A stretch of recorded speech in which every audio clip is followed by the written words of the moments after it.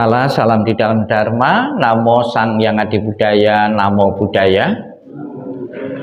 Pada kesempatan pagi ini, Minggu tanggal 29 Maret 2026, di Wihara Budayana Royal Surabaya melakukan acara Cengbing, yaitu mengirim doa atau pelimpahan jasa yang ditujukan untuk arwah leluhur-leluhur. Apabila arwah leluhur-leluhur belum terkondisi di alam bahagia, alam surgawi maupun mencapai pembebasan, dengan bantuan dari keluarga yang ditinggalkan, memberikan doa, memberikan persembahan-persembahan, dan juga berdana kepada wihara ini, semoga kebajikannya nantinya bisa kita limpahkan untuk leluhur keluarga, sehingga membantu leluhur-leluhur memasuki alam bahagia. Dan setelah memasuki alam bahagia, memberikan doa restu kepada keluarga-keluarga yang ditinggalkan untuk selalu mendapatkan kemudahan dalam hidup, dalam pekerjaan, dalam karya, maupun keharmonisan rumah tangga. Marilah kita bersama-sama dengan penuh keyakinan kepada Tuhan Yang Maha Esa, para Buddha dan para suci, kita bawakan doa Cengbing atau patidana ataupun pelimpahan jasa ini dengan hikmah. Khotbah Sang Buddha tentang para makhluk peta yang berada di luar dinding, kita baca bersama-sama 18 dan 20. Mereka berdiri di luar dinding rumah dan setiap perempatan jalan. Setelah kembali ke rumahnya sendiri, mereka berdiri di muka pintu-pintu. Ketika beraneka ragam makanan dan minuman serta makanan padat lainnya dihidangkan, tiada satupun orang yang ingat kepada mereka, para makhluk, sebagai akibat karma yang lampau ini. Demikianlah mereka yang berbelas kasih memberikan kerabatnya minuman dan makanan murni yang berlimpah tepat pada waktunya. Semoga ini semua menjadi milik para kerabat. Semoga mereka berbahagia. Dan setelah mereka berkumpul di sana, para kerabat yang telah meninggal pun berkumpul. Mereka bergembira sepenuhnya akan makanan dan minuman yang berlimpah ruah. Semoga para kerabat kalian berusia panjang. Merekalah yang menyebabkan kita memperoleh keuntungan ini. Penghormatan telah diberikan kepada kita. Tiada pemberi tanpa pahala. Karena di sana tiada pertanian dan tiada peternakan, tiada perdagangan, tiada transaksi jual beli dengan uang. Maka dengan pemberian dari sini, mereka yang telah meninggal dapat hidup di sana. Bagaikan air di bukit mengalir menuju ke bawah. Demikianlah pemberian yang telah diberikan dari sini bermanfaat bagi mereka yang telah meninggal. Bagaikan sungai-sungai yang penuh dapat mengalir memenuhi lautan. Demikianlah pemberian yang telah diberikan dari sini bermanfaat bagi mereka yang telah meninggal. Ia telah memberi kepadaku, ia telah berbuat bagiku, ia adalah kerabat, rekan, dan sahabatku. Telah memberikan persembahan kepada mereka yang telah meninggal, lalu mengenang apa yang telah dilakukannya pada kehidupan lampau. Sesungguhnya bukanlah tangisan, kesedihan, ataupun ratapan lainnya. Demikianlah para kerabat berdiri di sana tanpa manfaat bagi mereka yang telah meninggal. Dan persembahan yang telah diberikan guna menopang sangga ini, sesungguhnya demi kepentingannya akan menimbulkan manfaat untuk waktu yang lama. Kewajiban kerabat yang telah diterangkan ini adalah penghormatan yang telah dilakukan dengan sempurna kepada mereka yang telah meninggal, kekuatan yang telah diberikan kepada para biku, dan pahala besar yang telah kalian capai. 22. Syair tentang 3 corak yang universal 22. Kita baca bersama. Semua yang terbentuk tidak kekal. Bila dengan bijaksana orang melihatnya, maka duka tidak akan ada lagi. Inilah jalan untuk mencapai kesucian. Semua yang terbentuk adalah duka. Bila dengan bijaksana orang melihatnya, maka duka tidak akan ada lagi. Inilah jalan untuk mencapai kesucian. Segala sesuatu adalah bukan aku. Bila dengan bijaksana orang melihatnya, maka duka tidak akan ada lagi. Inilah jalan untuk mencapai kesucian. Di antara orang banyak, hanya sedikit yang sampai di pantai seberang. Sebagian besar manusia hilir mudik di pantai sebelah sini. Tetapi di antara orang banyak, hanya mereka yang melaksanakan dhamma yang telah dibabarkan dengan jelas dapat menyeberangi alam kematian yang sukar diatasi. Orang bijaksana akan melenyapkan kegelapan, terlatih dalam cahaya terang, telah menjalani hidup tidak berkeluarga, berusaha keras untuk menikmati hidup dalam kesunyian. Mereka yang menginginkan cahaya terang yang hakiki seharusnya meninggalkan kesenangan dunia. Tanpa memetik harta dunia, ia harus membersihkan batinnya. Orang bijaksana demikian telah memiliki bodi, batinnya telah berkembang sempurna, telah melenyapkan kemelekatan, bahagia dengan pikiran tanpa kemelekatan.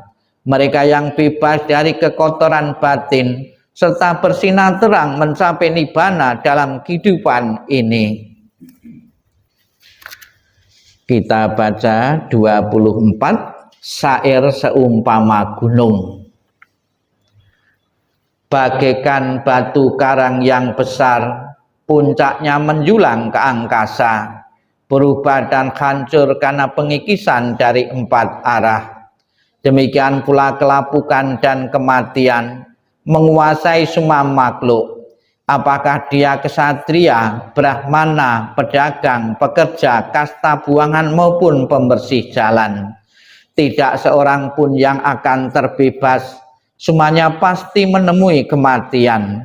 Dalam hal ini tidak ada tempat bagi gajah-gajah, pasukan maupun prajurit. Tiada satu pun dengan mantra perang atau kekayaan dapat mengatasi kematian. Sebab itulah para bijaksana setelah melihat manfaat kebajikan bagi dirinya, maka mereka memperkuat keyakinannya kepada Buddha, Dhamma, dan Sangha. Siapa saja yang melaksanakan Dhamma dengan baik, dengan pikiran, ucapan, dan perbuatan, orang itu sangat terpuji dan setelah meninggal ia berbahagia di surga. 26. Perenungan pada kehilangan orang yang dicintai. Kita baca bersama. 26. Harta dan kekayaan apapun yang ada, pelayan, pegawai, dan semua yang saling bergantung, semuanya harus ditinggalkan ketika kita mati. Tetapi apapun yang dilakukan seseorang melalui tubuh, ucapan, atau pikiran, itu semua adalah miliknya. Itu semua yang dibawanya, dan itu semua yang mengikutinya laksana bayang-bayang. Semua yang hidup pasti mati. Kehidupan berakhir dengan kematian. Kesejahteraan makhluk tergantung pada perbuatannya, memanen hasil perbuatannya sendiri, baik perbuatan bajik maupun yang buruk. Mereka yang melakukan perbuatan buruk akan pergi ke keadaan alam sengsara, dan mereka yang melakukan perbuatan baik akan mencapai keadaan alam penuh kebahagiaan. Oleh sebab itu, biarlah semua orang selalu melakukan perbuatan yang bajik untuk tabungan kehidupan yang mendatang. Perbuatan bajik membawa kebahagiaan di masa depan. Halaman 28, Sutta tentang luka penderitaan. 28, 30 dan 32. 28. Kita baca bersama. Kehidupan apapun yang mengalami kematian di dunia ini adalah singkat dan penuh dengan penderitaan yang tidak dapat dihitung maupun diukur. Tidak ada alat apapun yang dapat digunakan untuk melarikan diri dari kematian. Setelah mencapai usia tua, maka kematian tak terelakkan. Bagaikan buah setelah masa akan gugur, demikian pula makhluk yang bisa mati setelah dilahirkan harus selalu menghadapi takutnya kematian. Seperti halnya dengan periuk keramik, haruslah pecah pada satu waktu. Demikian pula kehidupan dari makhluk yang bisa mati telah ditentukan untuk berpisah. Para remaja dan pemuda, yang bijaksana dan yang bodoh, semua ini berada di bawah bayang-bayang kematian. Tiada seorang ayah pun yang dapat menyelamatkan anaknya. Tiada sanak saudara yang dapat menyelamatkan saudaranya ketika mereka harus berpisah dengan dunia ini. Ketika sanak saudara berdiri memperhatikan dan meratap, menyaksikan bagaimana makhluk mengalami kematian seperti sapi yang digiring ke rumah jagal. Demikianlah semua makhluk akan disergap oleh kematian dan usia tua.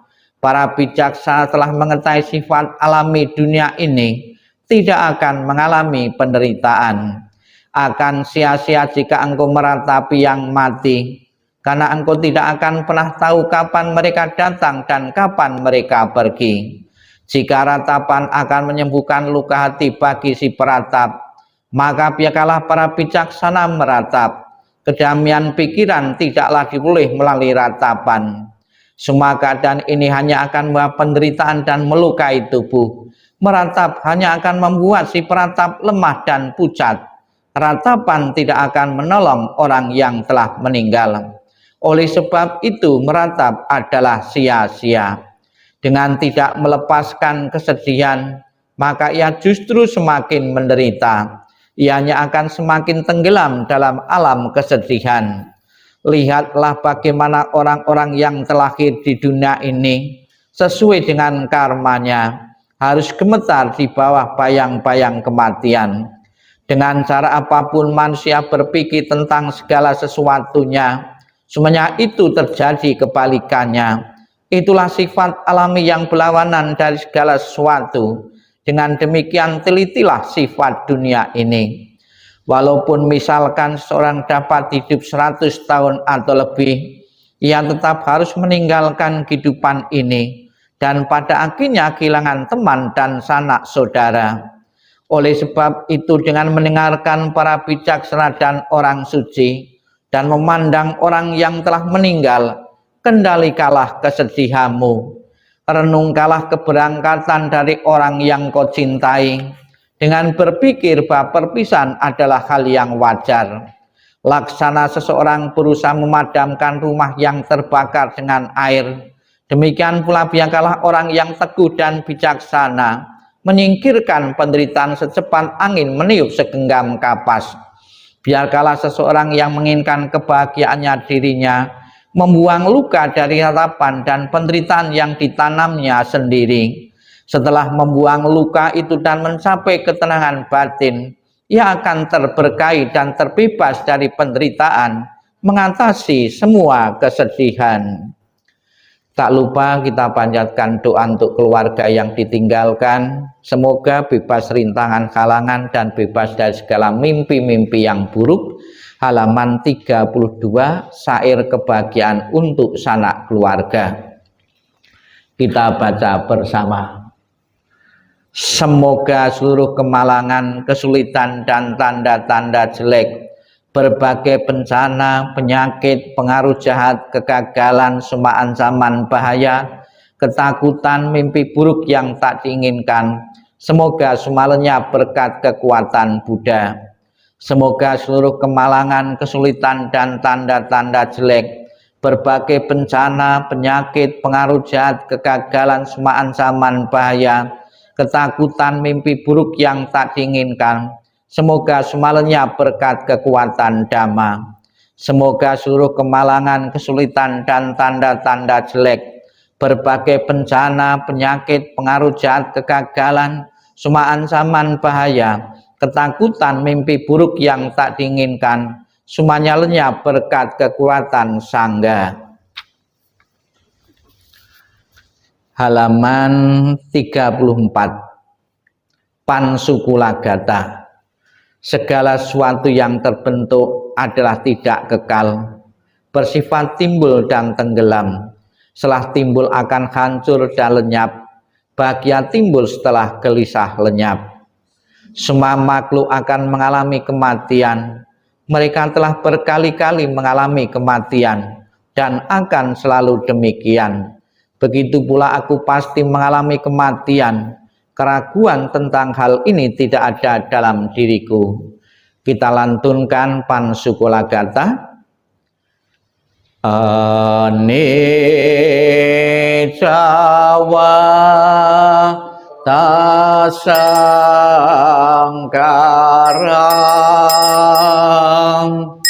upadawa yadaminom upacitwa nirojanti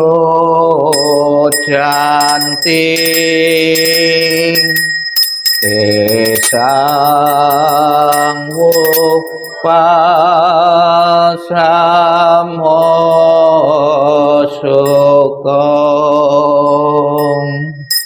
sabe satam marantitang marisocang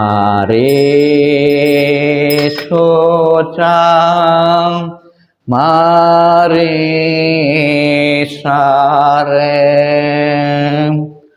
tatewahang mari nati me tasam sayong anicca wa tasangkara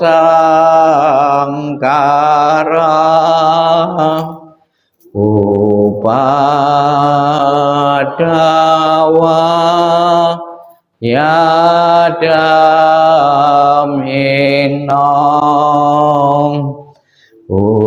upacitwa nirojanti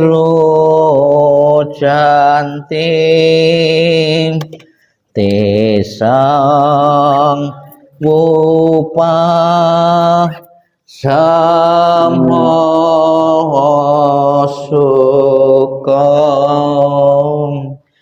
Bukunya ditaruh.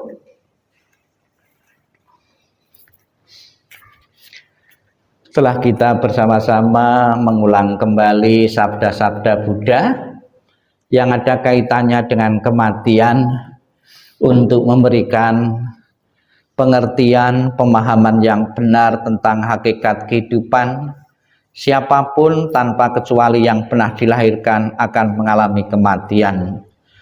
Marilah kita lanjutkan dengan sikap hening, sikap meditasi. Kita bersama-sama akan mendengarkan tentang renungan tentang anicca, tentang ketidakkekalan yang berlaku kepada siapapun tanpa kecuali. Sikap hening, sikap merenung dimulai.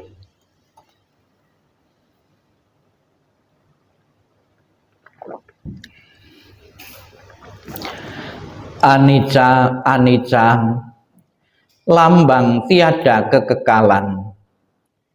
Seluruh semesta alam hidup mati timbul tenggelam. Anicca, anicca, dikolah corak yang nyata. Setiap materi dan batin timbul lenyap sepanjang masa. Sedih serta gembira muda jadi tua, kumpul dan berpisah, berkembang dan layu, timbulnya tanpa berhenti, lahir tumbuh lapuk mati. Anicca, anicca, dikolah sumber derita, bagi para bijaksana jika kelihatan nyata. Gugur bunga lambang anicca, bunga yang mekar indah kini gugurlah sudah, tak dapat dipertahankan semua, badan pun demikian mengalami prosesnya, lahir tumbuh lalu mati. Anicca, anicca, salah satu hukum kesunyataan. Anicca, anicca, itu satu proses penderitaan. Kematian yang datang secara tiba-tiba, di luar kekuasaan kita. Segala yang dicintai tak dapat dikokohi, pada akhirnya harus berpisah.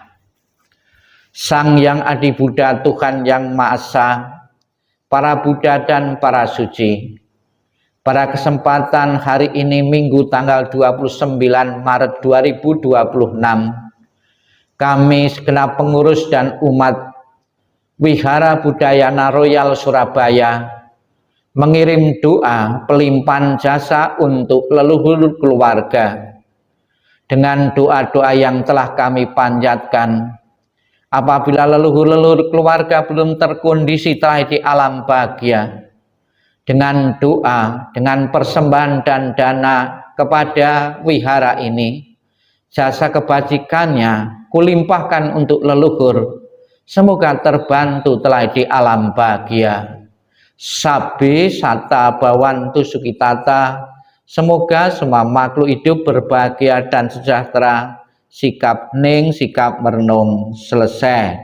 Sadu, sadu, sadu. Bukunya dibuka kembali, halaman 33 dan 34.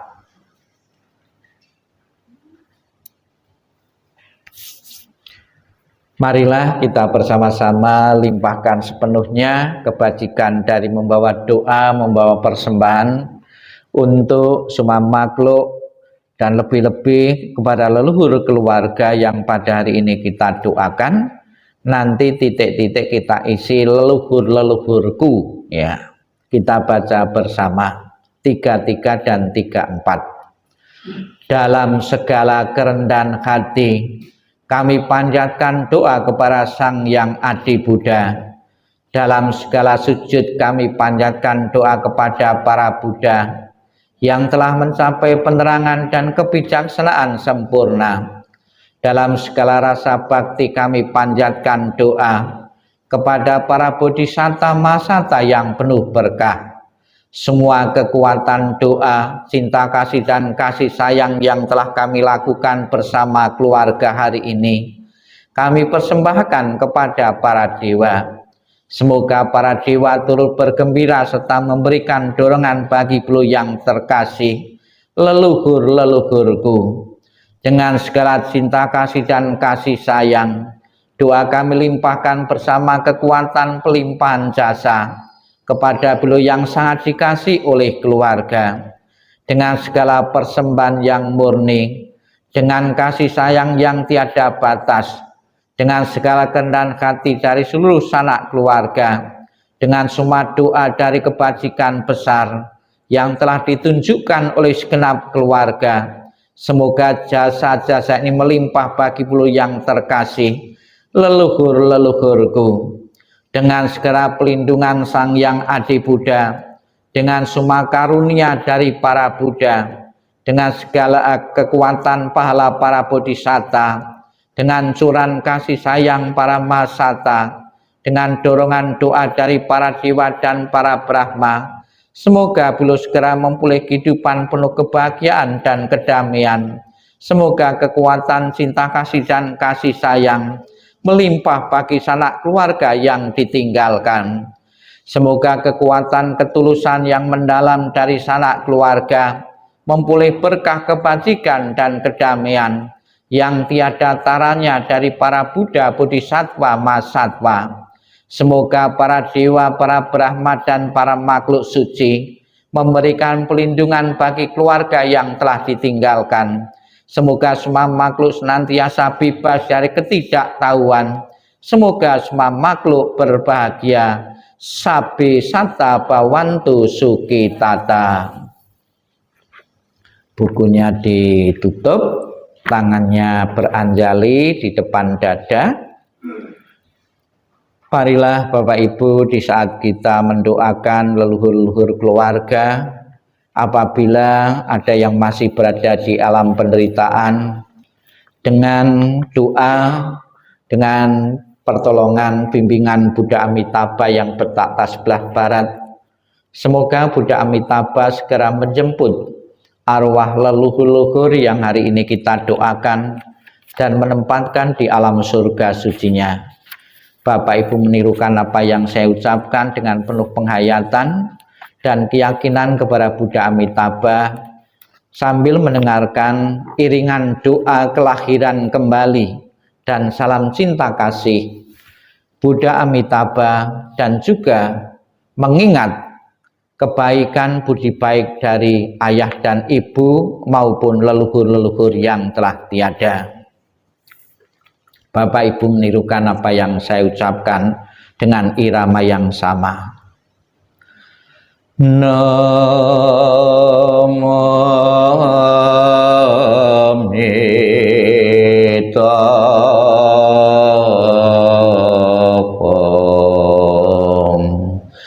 Namo Amitabha.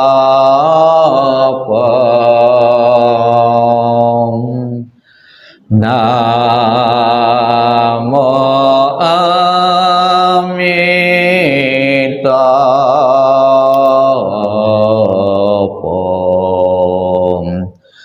Namo Amitabha. Terus doa untuk kelahiran kembali. Ketika aku mengantar kepergianmu, rasa duka diubah menjadi senandung yang indah. Setiap kata telah doa kedamaian. Perjalanan kelahiran kembali sejuk dan cerah. Wajahmu tak terlupakan di dalam hatiku. Saat kita bersukacita seperti baru berlalu. Tiada yang dapat mengganti keberadaanmu. Lepas dari dunia fana adalah menuju kebebasan. Seberanglah dengan cinta kasih. Terpujilah Amitabha Buddha. Datang dan pergi dari tanah suci. Terpujilah Amitabha Buddha. Berkat kebajikan selalu bahagia. Terpujilah Amitabha Buddha. Selalu tentram dan damai. Terpujilah Amitabha Buddha. Salam cinta kasih Amitabha Buddha untukmu. Semoga Anda bertekad ingin lahir di tanah suci sebelah barat. Salam cinta kasih Amitabha Buddha untukmu. Terlahirlah di tanah suci surga Sukawati. Semoga engkau dapat mengingat selalu pada Amitabha Buddha. Semoga engkau dapat terlahir di surga Sukawati. Amitabha Buddha memberkatimu. Terlahirlah di tanah suci surga Sukawati. Mengingat budi ayah bunda dan leluhur-leluhur. Walaupun kami tak dapat bersama selalu, tetapi batin kami selalu terkait bersatu. Tak dapat dilupakan selamanya cinta kasih dari ayah bunda. Kehidupan ini akan saya manfaatkan sebaik-baiknya. Rajin belajar agama, sucikan hati dan pikiranku. Selalu ingat dan berusaha membalas besar budi ayah bunda. Membangkitkan kebajikan, menolong diri sendiri dan semua orang. Dalam setiap kehidupan menyelamatkan diri sendiri dan semua orang. Hanya ayah bunda yang terbaik di dunia ini. Anak yang mempunyai ayah bunda bagaikan mustika. Dalam pelukan ayah bunda kebahagiaan tak terhingga. Amitabha.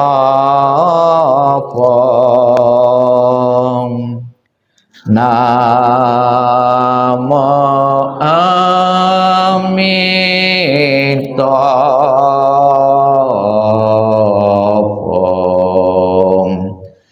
Namo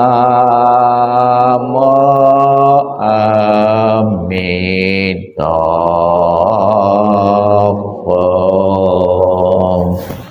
Sikap ning, sikap merenung.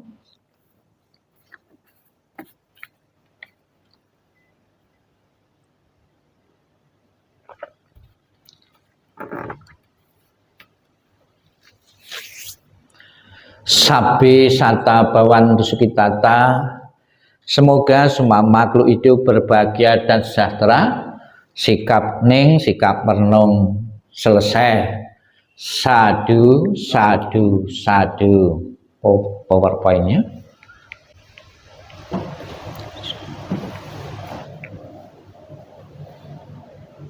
Kelihatan?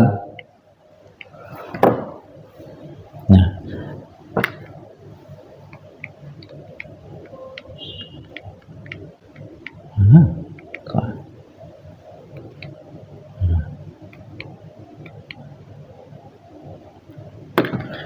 Terimalah salam di dalam Dharma, Namo Sang Hyang Adi Budaya, Namo Buddhaya. Namo Buddhaya. Pada minggu pagi ini kita bersama-sama telah melakukan pelimpahan jasa, atau di dalam bahasa yang umum itu mengirim doa untuk leluhur-leluhur yang telah tiada. Ternyata mengirim doa, saya pakai istilah mengirim doa secara umum, bukan saja dilakukan oleh satu suku bangsa, namun ternyata beberapa suku bangsa yang ada di dunia ini mempunyai cara yang berbeda, bahkan ada juga cara yang sama, bagaimana mengekspresikan rasa bakti, rasa hormat kepada anggota keluarga yang telah meninggal. Di dalam kehidupan sehari-hari kita bisa melihat ada bulan-bulan tertentu yang dipakai oleh masyarakat khusus untuk memberikan perhatian kepada leluhur-leluhur yang telah tiada. Kurang lebih hampir 1 bulan yang lalu sebelum masuk bulan puasa, ya, saudara-saudara kita, kita lihat di beberapa kuburan-kuburan, itu mereka pun juga berbondong-bondong datang ke kuburan untuk membersihkan makam. Kemudian di samping membersihkan makam di hari terakhir atau yang sudah disepakati, mereka membawa makanan-makanan. Ya, ada beberapa istilah datang ke kuburan membawa makanan, ada yang mengatakan ruwahan, ya. Kemudian juga ya banyak juga mengirim doa dengan satu tujuan, memberikan doa kepada leluhur yang telah tiada sekiranya mengalami kesulitan-kesulitan di alam yang sedang ditempatinya. Dengan bantuan doa yang hidup ini bisa membantu mereka lepas dari penderitaan dan memasuki alam bahagia. Saya pun juga sempat ya waktu pulang kampung itu juga berkunjung di kuburan orang tua dan juga leluhur-leluhur saya, bukan membawa makanan namun membawa bunga. Saya pun juga sempat menaburkan bunga di makam-makam leluhur-leluhur saya. Dalam hati ya, saya tuh sering menganjurkan umat datang ya ke kuburan, bakti kepada kuburan. Saya sendiri itu malah jarang. Dalam hati ya, mungkin karena faktor waktu, faktor jarak ya, jarak tempuh, saya harus dekat Jogja gitu. Setidak-tidaknya saya ingat ya, pesan yang saya sampaikan kepada umat itu memotivasi saya sendiri untuk datang juga ke kuburan dan menyatakan bakti dan hormat. Di saat saya sedang sakit itu baru ingat merasakan sakit. Yang hidup saya dimintai tolong bagaimana bisa menyembuhkan secara cepat. Demikian pula tidak lepas dari leluhur-leluhur juga memohon leluhur untuk memberi restu bagaimana saya bisa mempunyai kesehatan yang baik. Ya, kemudian kemarin juga dengan saudara saya juga sempat berkunjung ke kuburan. Biasanya menjelang lebaran atau saat lebaran itu biasanya mereka pun berkunjung di kuburan-kuburan menyatakan bakti dan hormat kepada leluhur. Di samping kita tujukan kepada leluhur yang telah tiada dengan mengunjungi makam-makam, ya, tidak hanya makam leluhur kita teringat bahwa suatu saat nanti kita pun juga akan mati. Dalam riwayat kehidupan Sang Buddha sebagai anak seorang pangeran, seorang raja pun terinspirasi hidupnya berubah haluan setelah melihat orang mati. Ya. Orang mati digotong ke kuburan, kemudian di belakangnya ada nangis-nangis keluarganya. Terus bertanya kepada pembantunya, ya, apakah semua orang akan mati? Semua, bahkan lebih banyak yang mati, ya. Menginspirasi hidupnya untuk merubah kehidupannya, untuk pergi meninggalkan istana dan menjadi seorang pertapa, salah satunya karena termotivasi ingin mencari jawaban bagaimana mengapa orang itu bisa mengalami kematian. Jadi Bapak Ibu sekalian yang saya hormati, mengingat leluhur-leluhur bukan saja sepenuhnya kita mendoakan, namun juga harus lebih banyak juga mengingatkan kepada kita bahwa suatu saat nanti kita akan mengalami kematian. Di dalam teori Dhamma bahwa seseorang makhluk hidup termasuk kita bisa menempati 31 alam kehidupan. 31 alam kehidupan itu akan kita tempati itu bukan dengan cuma-cuma, bukan dengan belas kasihan, ya, dari dewa atau siapa, namun adalah konsekuensi dari perbuatan-perbuatan yang kita lakukan. Ingin terlahir sebagai dewa, kita pun harus memperbanyak perbuatan-perbuatan tertentu. Kemudian meditasi. Bagi mereka yang bekal kebajikannya kurang, akan cenderung telah di alam-alam penderitaan. Pasti di saat kita menderita, apa yang diingat dalam beberapa cerita kitab suci, ternyata yang diingat di saat kita menderita di alam penderitaan adalah keluarganya. Bisa kita lihat di dalam kitab suci tadi, ya, Tirokoda Sutta. Ternyata banyak, ya, leluhur-leluhur di saat kita pesta, pura, di saat makan-makan, mereka datang menunggu pelimpahan jasa dari kita yang mengadakan perjamuan itu. Mereka menunggu di luar dinding, mereka berdiri menanti mengharapkan belas kasihan dari bekas keluarga, dari keluarga-keluarga yang pernah ditempati, dari leluhur-leluhur mereka yang mereka kenal. Bagi mereka yang peka atau mendapatkan pelajaran seperti ini, langsung kulimpahkan kebaikanku kepada leluhur-leluhurku yang telah meninggal. Tapi sedikit pula yang tidak peka, tidak tahu, bahkan tidak mempunyai kesempatan atau kurang mempunyai rasa bakti, rasa terima kasih kepada leluhur-leluhur. Akibatnya apa? Mereka menunggu sekian lama, mereka tidak dapat apa-apa. Mereka pun bisa marah, dikatakan di Tirokoda Sutta. Apa kemarahannya? Karena sudah menunggu lama, sekian lama tidak mendapat pelimpahan jasa pada malam hari, ya, menimbulkan keributan di istana Raja Bimbisara ini. Raja pun ketakutan, ada suaranya, tidak ada wujudnya. Kalau zaman sekarang mungkin, ya, di atas langit-langit atap itu ada suara gemuruh. Kita mengatakan, ya, itu bukan roh atau bukan hantu, namun tikus. Ya. Di istana Raja Bimbisara ini, Sang Buddha bisa melihat beberapa alam kehidupan. Ternyata suara-suara yang mengganggu di istanamu semalam itu adalah arwah-arwah leluhurmu yang menunggu, yang marah, menunggu pelimpahan jasa dari Raja Bimbisara ini. Kemudian disarankan kembali ya oleh Sang Buddha untuk mengadakan perjamuan atau mengadakan kebaikan-kebaikan, berbuat kebaikan dan dilimpahkan kepada leluhur-leluhur keluarga yang telah meninggal. Memang di dalam kitab suci tadi disebutkan ada beberapa persembahan-persembahan. Kalau masing-masing membawa persembahan-persembahan berupa makanan tentunya penuh di sini. Dan juga repot sekali pengurus. Maka untuk perwakilan ya, itu ada beberapa makanan-makanan di situ. Apakah tidak ada nilai manfaatnya selain makanan?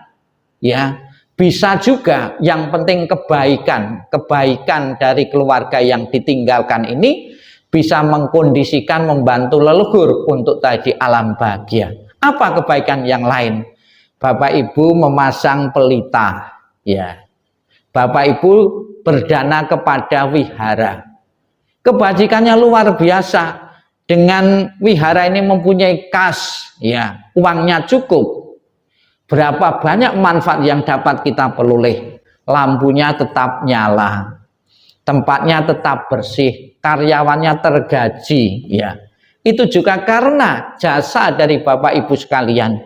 Kebaikan yang memasang pelita atas nama leluhur-leluhur ini juga tidak kalah ya dengan kebaikan Bapak Ibu mempersembahkan sajian-sajian makanan-makanan ini.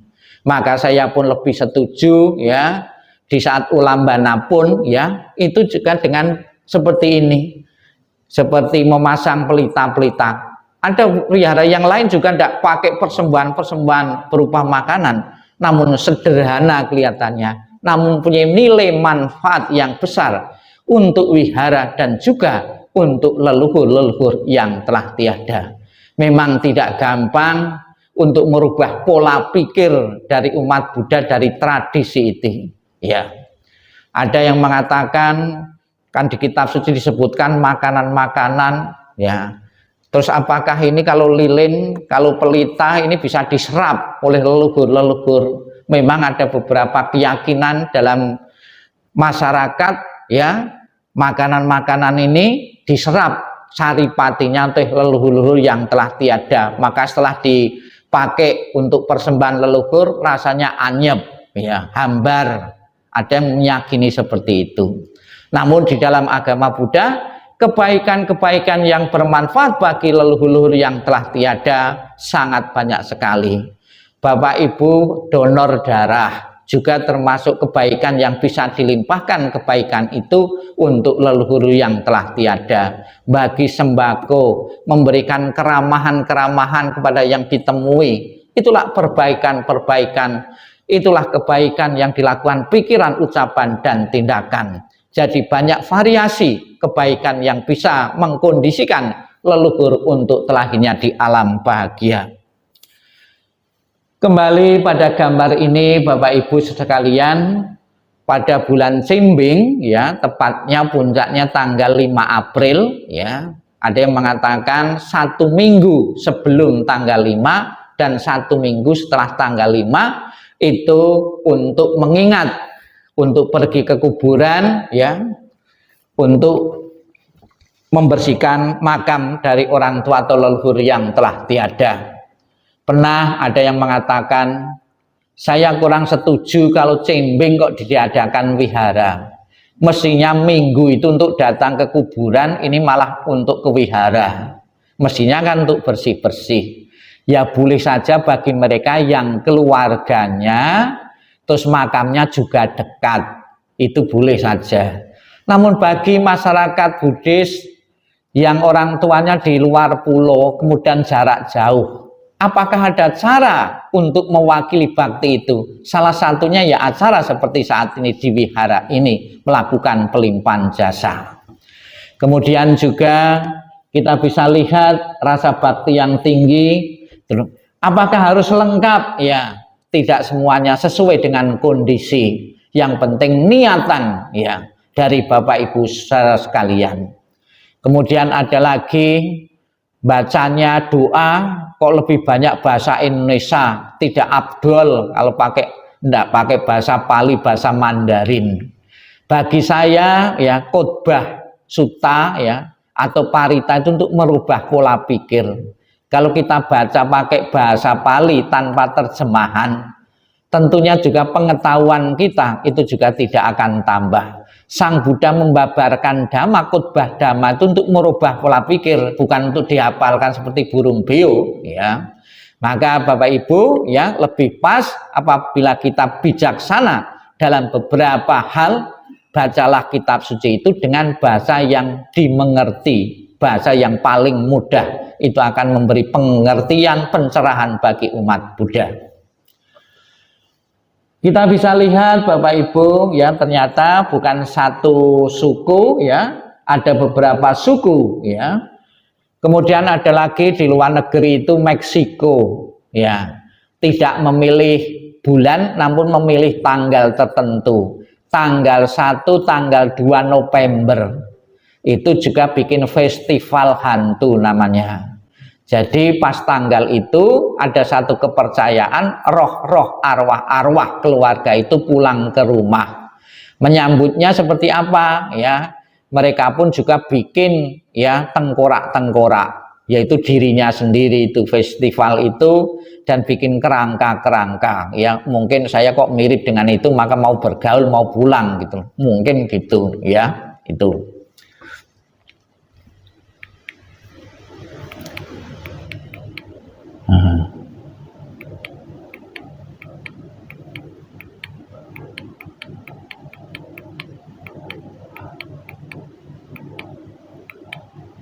Nah, ini di Meksiko ya tanggal 1, tanggal 2 dipercaya ya mereka pulang ya. Yang pertama anak-anak, kemudian orang dewasa ya, kemudian orang tua. Jadi tidak bersamaan datangnya ke rumah. Pikirnya kalau bersamaan kan merepotkan yang hidup, dengan tidak bersama ya. Ya, menyediakan sajiannya ya, itu juga tidak kewalahan. Jadi tidak bersamaan datangnya.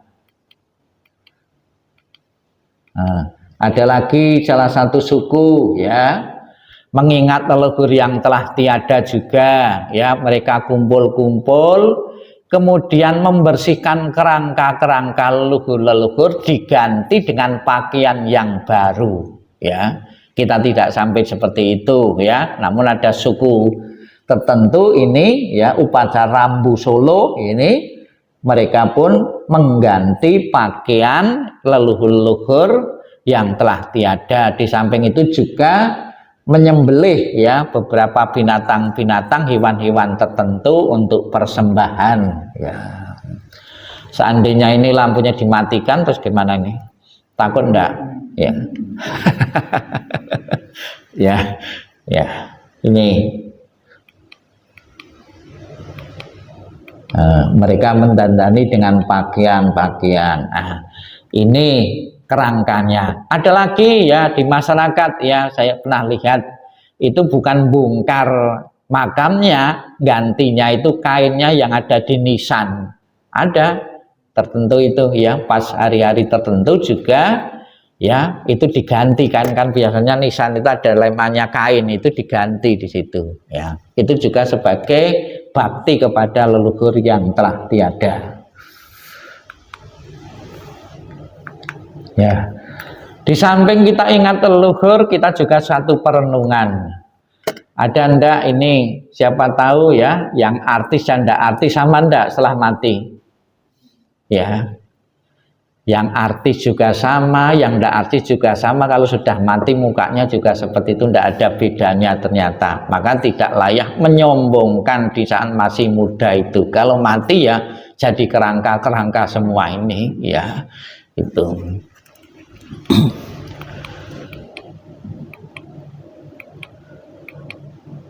Kemudian ada beberapa tarian-tarian ya sebagai bentuk penghormatan kepada leluhur-leluhur yang telah tiada. Tarian itu juga sebagai alat komunikasi ya. Ada juga yang kita lihat di TikTok atau YouTube itu di saat penghormatan kepada leluhur, ternyata juga ada beberapa tarian-tarian pada malam hari. Di samping itu juga yang melayat biar bertahan, pakai pakaian seksi-seksi, ada juga di YouTube itu ya, itu tarian. Ada juga dengan suara-suara yang musik ya, mempunyai dua fungsi, untuk menghibur arwahnya, juga menghibur para pelayatnya, terutama para pelayat biar bisa bertahan sampai pagi melayatnya itu. Jangan malah judi ya, ya.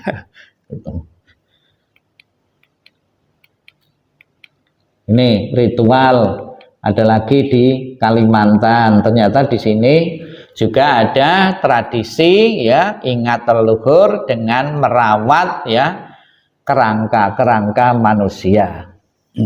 Ada satu cerita di kalangan umat Buddha, ada sutta namanya Sutra Bakti seorang anak, dan seorang anak kesulitan di dalam membalas kebaikan dari orang tua. Ketika Sang Buddha melakukan satu perjalanan bersama sejumlah biku, di tengah perjalanan Sang Buddha berhenti karena melihat seonggok tulang-tulang kerangka-kerangka. Kemudian mensujuti, memberi hormat kerangka-kerangka tersebut. Kemudian murid-muridnya biku yang lain kaget. Sang Buddha itu kan orang yang dihormati, kenapa mau-maunya ya menghormati kerangka-kerangka? Kemudian Sang Buddha mengatakan, sekalipun kamu sudah menjadi muridku, kamu belum tahu kerangka-kerangka yang saya sujuti dalam banyak kelahiran dan kehidupan pernah menjadi orang tuaku, pernah menjadi leluhur-leluhurku, maka saya menghormatinya. Maka di saat Tsingbing pun sebetulnya yang kita sujuti itu di dalamnya juga kerangka-kerangka ya, kita sujuti. Ada beberapa orang yang tidak mempercayai adanya simbol-simbol leluhur-leluhur ya, tidak mempercayai. Pernah ya ada seorang berpengaruh ya, seorang raja didatangi ke istana seorang bijaksana. Di istana itu ya sudah tahu bahwa raja ini tidak mempercayai adanya simbol-simbol leluhur. Di ruangan itu ada foto ya. Kemudian orang bijaksana, loh ini foto siapa ini? Kemudian raja mengatakan, ini foto ayah saya. Boleh foto ayahmu ini saya bakar, saya coret-coret ya. Itu tidak boleh. Kenapa tidak boleh? Ini kan cuma tulisan goresan-goresan ya, lukisan itu ya. Kemudian di foto ini untuk mengingatkan leluhur-leluhurku yang telah tiada. Jadi Bapak Ibu sekalian, sampai sekarang pun kita mempunyai beberapa simbol-simbol tentang mengingatkan leluhur-leluhur yang telah tiada. Ada beberapa keluarga-keluarga yang rumahnya itu sengaja membuat altar leluhur, dipasangi foto ya. Kemudian di hari-hari tertentu juga dikasih persembahan-persembahan makanan untuk mengingat leluhur-leluhur yang telah tiada, atau tetap menjalin ikatan emosional dengan leluhur-leluhur yang telah tiada. Ada seorang suami yang belum lama ditinggal kematian oleh istrinya. Kemudian di altar istrinya itu yang telah meninggal itu ada pisang di situ.